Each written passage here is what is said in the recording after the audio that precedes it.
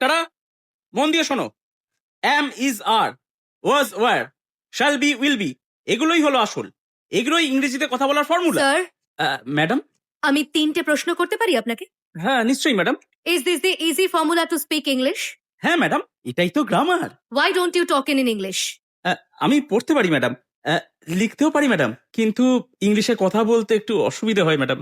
40 দিন 1 ঘন্টা করে ক্লাস করলে আপনি সহজেই ইংলিশ বলতে শিখে যাবেন। কিন্তু এখানে 12 বছর ধরে পড়েও বাচ্চারা ঠিক করে ইংলিশ বলতে পারে না, ভয় পায় ওরা। তার কারণ ওদের ইংলিশ টিচার নিজেই ইংলিশে কথা বলতে পারে না।